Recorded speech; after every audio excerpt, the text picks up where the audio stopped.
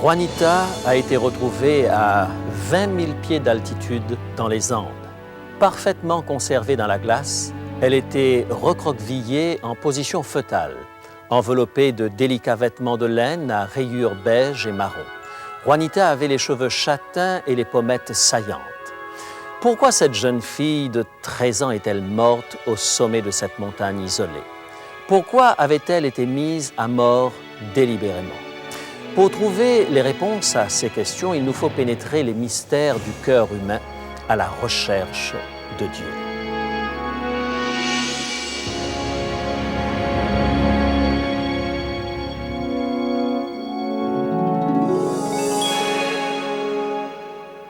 Il est écrit, je suis José Élisée et je vous propose la solution à vos besoins les plus profonds, Jésus-Christ. Aujourd'hui, nous vous présentons Juanita et la montagne en colère. Durant l'été 1995, l'anthropologue Johann Reinhardt effectua un voyage à la suite d'une éruption volcanique au Pérou. C'était pour Johann une occasion rêvée. Pendant des années, il avait exploré les sommets glacés des Andes à la recherche de quelques indices archéologiques de la grande civilisation inca. Il espérait que la secousse sismique avait fait remonter à la surface quelque chose d'intéressant.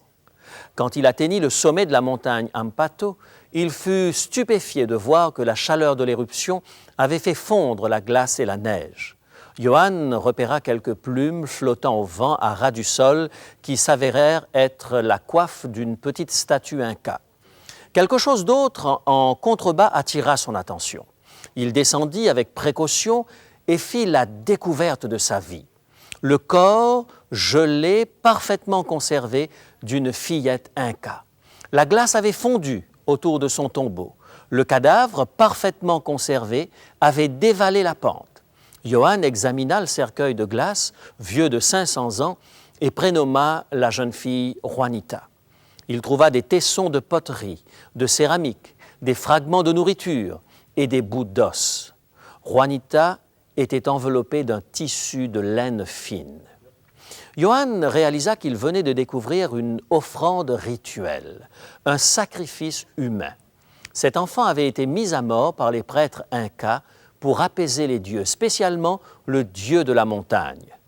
Comme la nuit tombait, Johann sortit un pic et commença, en prenant d'infinies précautions, à enlever la glace qui recouvrait encore le corps de Juanita. Juanita avait été retenue dans cette tombe de glace, faisant corps avec la montagne pendant 5 siècles. Juanita apporta aux archéologues une mine d'informations sur la culture inca. D'autres momies ont été découvertes sur les sommets des Andes, toutes des enfants sans défaut, toutes sacrifiées au dieu de la montagne. Johann suppose qu'il y a 500 ans de cela, le volcan était entré en éruption. Les laves vomies par le mont Ampato détruisirent les réserves d'eau des Incas et répandirent de la cendre sur leurs récoltes. C'est pourquoi Juanita fut emmenée au sommet de la montagne. Probablement la chaleur de la lave avait fait fondre la glace. Elle avait été sacrifiée, vraisemblablement endormie par des drogues et enterrée vivante. C'est ainsi que les Incas pensaient apaiser la montagne en colère et étouffer le feu dans son ventre. C'est très dur pour nous aujourd'hui d'imaginer le sacrifice d'une jeune fille de 13 ans pour apaiser un volcan. Quelle idée saugrenue, pensons-nous. Et pourtant, la petite Juanita, prise dans la glace sur ce sommet pendant des siècles, soulève un problème auquel nous sommes tous confrontés, une lutte qui nous concerne tous, que nous en soyons conscients ou non. Nous nous débattons avec la notion de culpabilité. Nous nous posons des questions à propos de Dieu et les vicissitudes de la vie peuvent nous amener à nous demander si nous sommes sous la malédiction ou sous la bénédiction des dieux. Parfois, nous approuvons de la tête lorsqu'on nous parle de l'amour d'un Père céleste. À d'autres moments, nous nous sentons aux antipodes d'un Dieu parfaitement saint. En fait, plus nous nous approchons du Tout-Puissant, plus nous sommes incertains de notre situation. Aujourd'hui, les gens n'offrent certainement plus des enfants en sacrifice pour se rapprocher de Dieu, mais nous faisons toutes sortes d'autres actions méritoires. Nous avons nos rites, nous avons nos manies, nous essayons d'expier nos péchés par nos bonnes actions. Tout cela parfois ressemble à une très haute montagne que nous devons gravir.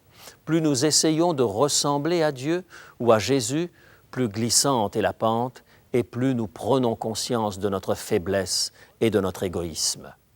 La bonne nouvelle de l'Évangile, c'est que Dieu lui-même a décidé d'apporter une solution à ce problème humain fondamental.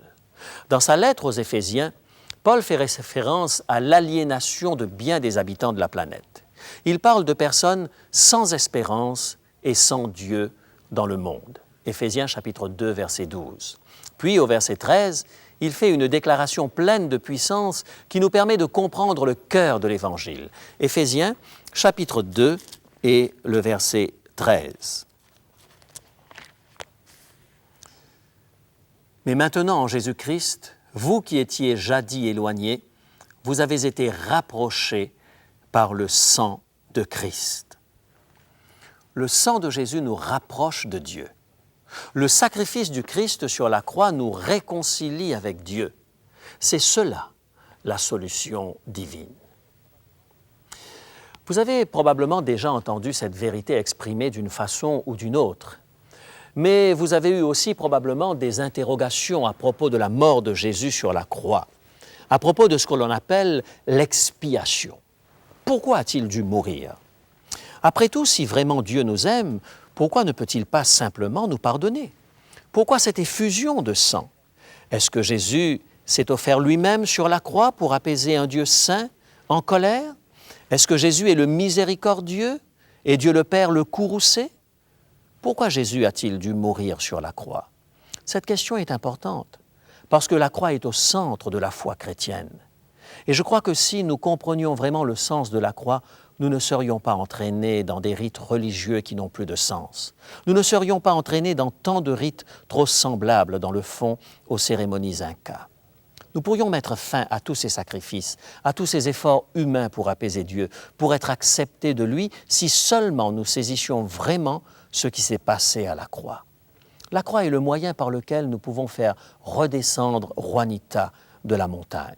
La croix a une importance fondamentale lorsque nous abordons notre relation avec Dieu. C'est la base d'une bonne relation, d'une relation saine. J'aimerais que vous compreniez comment Dieu veut que nous le connaissions et comment il veut nous bénir. C'est pourquoi j'ai préparé à votre intention le livre du professeur Norbert Rujdet, « Le Christ oublié ». Je vous donnerai plus d'informations à la fin de ce programme. Mais maintenant, essayons de répondre à la question. Pourquoi a-t-il fallu que Jésus meure? La meilleure explication, la plus méthodique, se trouve dans le livre des Romains. Le propos de Paul dans cet épître est de présenter la doctrine de la justification par la foi, ou comment des êtres humains pécheurs peuvent être acceptés par un Dieu saint. Les 2 premiers chapitres de Romains parlent de la loi, du jugement et de la colère de Dieu. Notre éloignement de Dieu n'est pas seulement un sentiment, ce n'est pas simplement quelque chose que nous subissons ou encore une réalité avec laquelle nous devons composer. C'est une dure réalité que nous trouvons dans le livre de Romains, le 3e chapitre et le verset 23. L'apôtre Paul va au cœur du problème. Il dit dans Romains chapitre 3 et le verset 23, « Car tous ont péché et sont privés de la gloire de Dieu. » Nous sommes dans l'impossibilité d'atteindre la norme imposée par Dieu. Pire, nous sommes dans l'incapacité d'être à la hauteur de nos propres normes la plupart du temps. Paul affirme que par les œuvres de la loi, personne ne sera justifié devant Dieu. Romains chapitre 3, verset 20. La loi nous rend plus conscients de notre faiblesse. Elle révèle la volonté de Dieu et nous permet de mesurer la distance qui nous sépare des attentes de Dieu. Elle augmente notre peur par rapport au jugement. Nous ne pouvons pas résoudre nos problèmes en essayant d'être bons, en suivant scrupuleusement les règles et en faisant ce qui est bien. Nous ne pouvons jamais atteindre le sommet de cette montagne. Il y aura toujours un pas de plus à faire en avant. Voilà notre problème fondamental. Nous ne pouvons, par nous-mêmes, être en harmonie avec Dieu. Le péché nous sépare de Dieu et c'est synonyme de mort. Or, Dieu veut résoudre nos problèmes. Il aime intensément ses enfants, même lorsqu'ils sont cruels ou indifférents. Il veut, comme le dit la Bible, nous réconcilier avec lui-même. Mais la conséquence ultime du péché, c'est la mort, la pénalité incontournable du péché. Dieu ne peut changer cette réalité de manière arbitraire. Il ne peut prendre le péché à la légère et demeurer Dieu. Il est de son projet de vie de nous traiter comme des êtres moralement responsables. En conséquence, il y a tension entre la justice de Dieu et la miséricorde de Dieu envers le pécheur.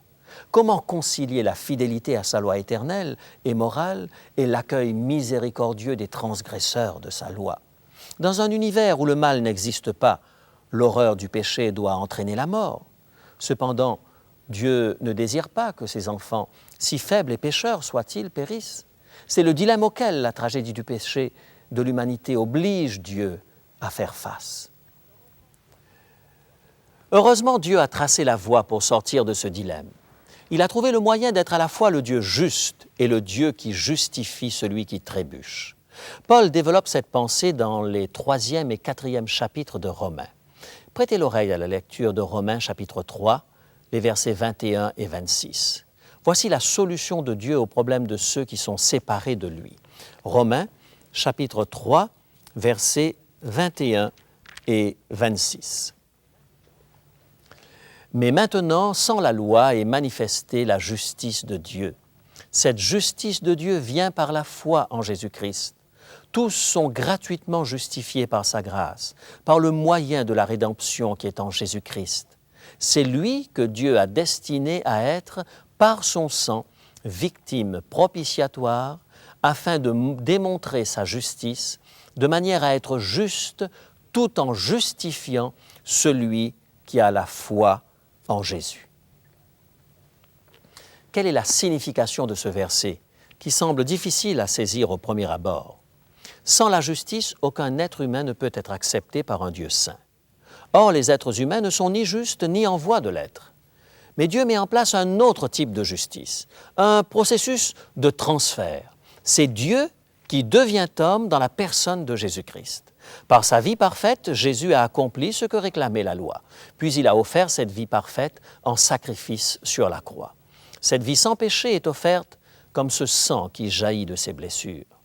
Jésus accepte le salaire du péché, la mort, et il offre sa justice à tous ceux qui placent leur foi en lui. Ainsi, Jésus devient notre substitut sur la croix. Il prend notre place. Il a accepté de prendre sur lui ce que nous méritions afin que nous reçussions ce qu'il méritait. Paul décrit cela très clairement dans sa 2e épître aux Corinthiens, au chapitre 5, le verset 21. Les Écritures disent, 2 Corinthiens, chapitre 5, et le verset 21, « Celui qui n'a point connu le péché, il l'a fait devenir péché pour nous, afin que nous devenions en lui justice de Dieu. » Ainsi, des êtres humains faibles peuvent être acceptés en Christ. Nous sommes unis à lui par la foi. Nous sommes unis au Fils bien-aimé. Par ce moyen, Dieu nous réconcilie avec lui-même. Son grand amour l'a conduit à prendre notre place, prenant sur lui les conséquences terribles du péché. En retour, il nous offre la justice de Christ comme un cadeau. Ainsi sont satisfaites sa justice et sa miséricorde. C'est le moyen unique par lequel Dieu nous sauve. J'aimerais vous parler de l'exploit de 2 adolescents dans la jungle de l'Équateur. Lors de leurs vacances scolaires, Steve et Cathy allèrent en Amérique du Sud. Ils se rendirent dans un endroit précis, situé sur une rivière bien connue. Steve et Cathy, ayant décidé d'accepter Jésus et d'être baptisés, voulaient exprimer leur engagement à Christ de cette façon. Et ils avaient fait tout ce chemin parce qu'ils désiraient que la cérémonie soit conduite par un homme spécifique.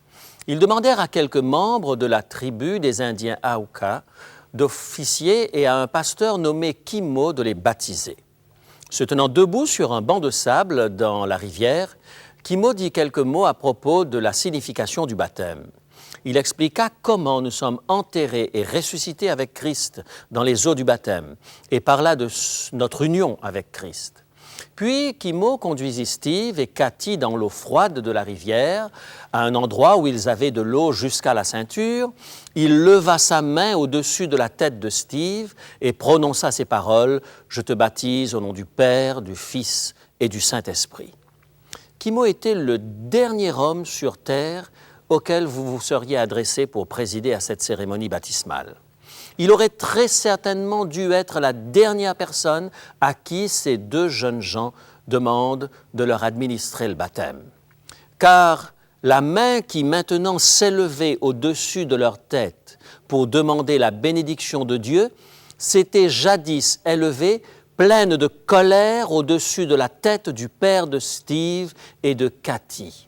Cette même main avait saisi une épée et avait ôté la vie du père de Steve et Cathy, tandis qu'il implorait sa pitié. Les faits remontaient à quelques années plus tôt. Nate Saint faisait partie d'un groupe de jeunes missionnaires qui s'était donné pour mission d'atteindre la tribu isolée des Aucas en Équateur. Il voulait partager l'Évangile avec ces Indiens que tout le monde avait classés comme d'irrécupérables chasseurs de têtes. Très longtemps avant ces événements, des chercheurs de caoutchouc avaient envahi le pays Auca. Ils avaient pillé, brûlé et tué. Depuis, les Aucas avaient peur de tout étranger. Ils vivaient en autarcie totale, coupés du monde extérieur. Mais Nate et ses amis commencèrent à survoler le territoire Auca et à leur envoyer de menus cadeaux. Au bout d'un certain temps, quelques Aucas leur firent des signes amicaux. Ils décidèrent donc de tenter une rencontre avec eux. Les missionnaires atterrirent sur un banc de sable dans la rivière principale, traversant le territoire Auca. Ils étaient 5. Ils sortirent de l'avion et firent quelques gestes amicaux à un groupe d'Aucas qui s'approchait. Mais la peur et la suspicion des Aucas étaient trop fortes. Ces Indiens, des chasseurs armés de lances, d'arcs et de flèches, tuèrent ces étrangers qui venaient de tomber du ciel. Kimo était un des jeunes hommes qui avaient participé au massacre. Aussi étrange que cela puisse paraître, plusieurs des épouses des missionnaires défunts décidèrent de rester en Équateur. Leur désir d'atteindre les Aucas était toujours aussi vif. En fin de compte, elles furent acceptées par ce peuple. Elles accrochèrent leur hamac à côté des leurs et vécurent l'expérience du pardon jour après jour. Kimo fut un des premiers à répondre à l'annonce de l'Évangile. Il vit dans le sacrifice du Christ le moyen de se débarrasser de sa culpabilité. Il voulait en finir avec la cruauté qui l'avait animé. Il persévéra dans cette voie et devint pasteur. Maintenant, son seul désir était de partager cet Évangile qui avait tellement transformé sa vie. Puis arriva ce jour mémorable, le jour du baptême de Steve et Cathy. C'étaient eux qui avaient choisi Kimo pour les baptiser. Donc, Kimo fit descendre Steve et Cathy dans les eaux de la rivière.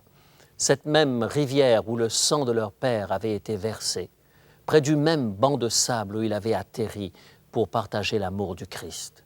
Ces deux orphelins de père avaient choisi Kimo pour les accompagner dans les bras du Père céleste. Steve et Cathy ne voyaient plus Kimo comme le meurtrier de leur père. Ils ne voyaient plus son passé cruel. Ils voyaient en lui quelqu'un que le Christ avait sauvé et racheté. Mes amis, lorsque nous nous unissons à Christ, Dieu ne voit pas les laideurs de notre passé. Il voit uniquement la bonté de son Fils bien-aimé. Jésus prend notre place, il se substitue à nous. Le Père nous considère comme justes parce qu'il nous voit à travers la justice de son Fils. Acceptons cette substitution par la foi. C'est la bonne nouvelle que nous devons nous approprier. C'est le don qui nous vient de la croix. Nous n'échappons pas aux conséquences du péché en accomplissant de bonnes actions. Nous n'échappons pas aux conséquences du péché en travaillant encore plus dur, en faisant plus d'actes religieux. Cela nous vient par la grâce seule, lorsque nous acceptons d'ouvrir nos mains vides pour le recevoir. Écoutons Gilliane nous interpréter le chant « Il existe un sauveur ». Souvent, ô Dieu, je me demande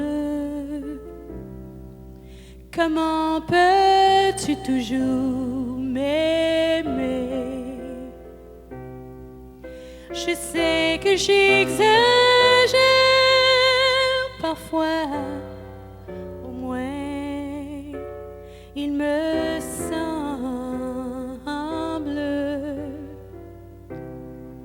Chaque jour j'ai de bonnes intentions, mais je te déçois tellement. Je ne mérite aucun de tes bienfaits, mais je t'entends me dire pas de faute, pas de mal, ni les ténèbres de la nuit ne peuvent m'éloigner de toi. Je ne peux monter ni descendre plus loin que tes mains peuvent arriver.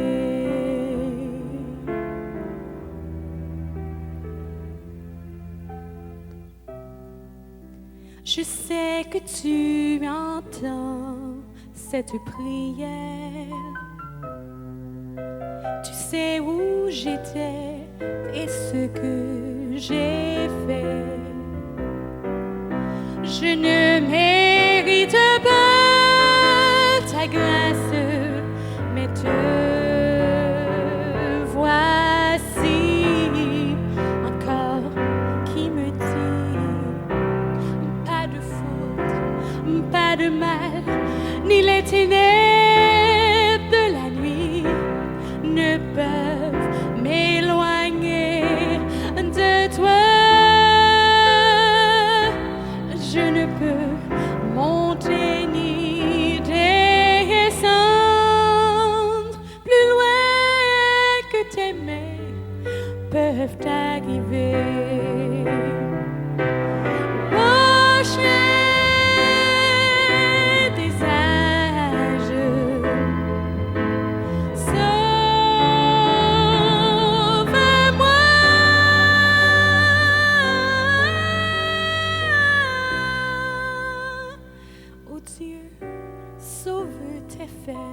Enfants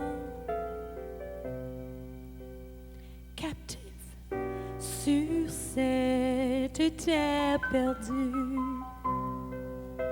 notre seule liberté se trouve sous les ailes de ton amour.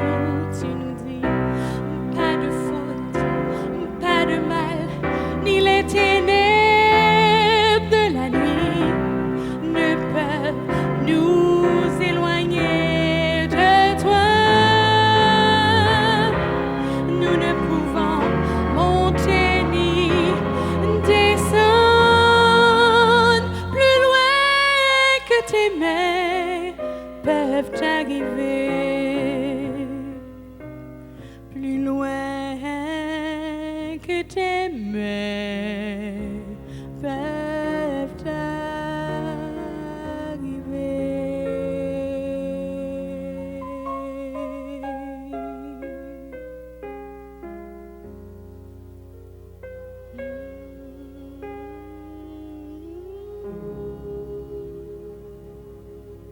Merci Gilliane. Avez-vous des difficultés à gravir cette haute montagne tout seul? Est-ce que vous glissez sur la pente trop raide lorsque vous essayez de bien faire? Cessez d'offrir des sacrifices dans le but d'obtenir des mérites quelconques. Ne fondez pas votre sécurité spirituelle sur des actes que vous accomplissez. Arrêtez d'essayer de gagner l'approbation de Dieu et de vous faire accepter par lui. Voyez-vous, si vous venez à Dieu avec votre propre justice, si vous présentez à Dieu toutes vos bonnes actions, si vous cherchez en vous-même la justice et la perfection, si vous comptez sur vos œuvres pour mériter l'approbation de Dieu, tout ce que vous trouverez ne sera que laideur. Parce que toutes nos bonnes actions sont bien souvent entachées de motifs inavouables. Tout ce que vous récolterez d'une telle approche sera la rigidité cadavérique de ce cercueil de glace qui emprisonnait la pauvre Juanita. Vous ferez du surplace pendant des décennies. Au lieu de cela, venez les mains ouvertes à la croix. Oui, c'est là le prix qu'a coûté le péché. C'est aussi la mesure de l'amour de Dieu. Il vous faut accepter ces conditions. Il les a clairement fait connaître car elles représentent la seule et unique base sur laquelle vous pouvez bâtir une relation saine et solide avec Dieu. Voulez-vous que nous prions ensemble dans ce sens? Notre Dieu, notre Père, trop souvent nous avons voulu faire de bonnes actions pour te plaire. Trop souvent, nous avons été comme ces Incas, voulant t'offrir des sacrifices pour te concilier tes bonnes grâces.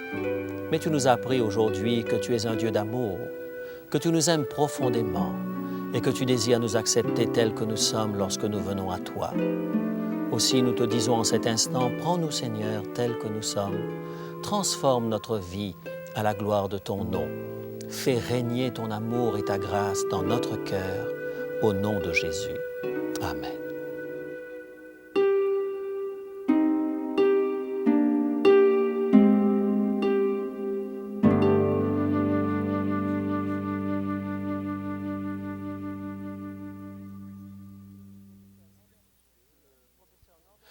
Le professeur Norbert Ruchdet a mené de front une carrière d'universitaire et d'auteur. Le doctorat européen lui a été décerné en 1994 pour l'ensemble de ses travaux. Le Christ oublié est une de ses premières œuvres. Il reprend dans ce livre Alerte un à un les grands thèmes de la pensée chrétienne à la lumière des Écritures. Le Christ oublié vous est offert pendant cette semaine au prix exceptionnel de 10 $. Il vous suffit de nous appeler ou de nous écrire pour le commander. Je vous rappelle que vous pouvez également obtenir gratuitement le texte de l'émission de ce jour. Voici maintenant les informations dont vous avez besoin. Pour demander l'offre du jour, composez maintenant le 514-729-3515 pour la région de Montréal ou utilisez notre ligne sans frais 1-866-729-3515 si vous êtes de l'extérieur de Montréal. Il est possible que toutes nos lignes soient occupées au moment de votre appel. Composez à nouveau. Nos téléphonistes sont à votre écoute jusqu'à 10 heures ce matin. Mentionnez clairement le titre de l'offre demandée et parlez lentement afin que nous puissions bien noter vos noms et adresses.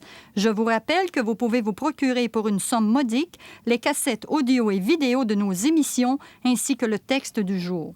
Si vous préférez, vous pouvez nous écrire à l'adresse qui apparaît sur votre écran. Il est écrit Case postale 99, succursale Rosemont, Montréal, Québec, H1X 3B6. Nous attendons vos appels. Composez maintenant le 1-866-729-3515.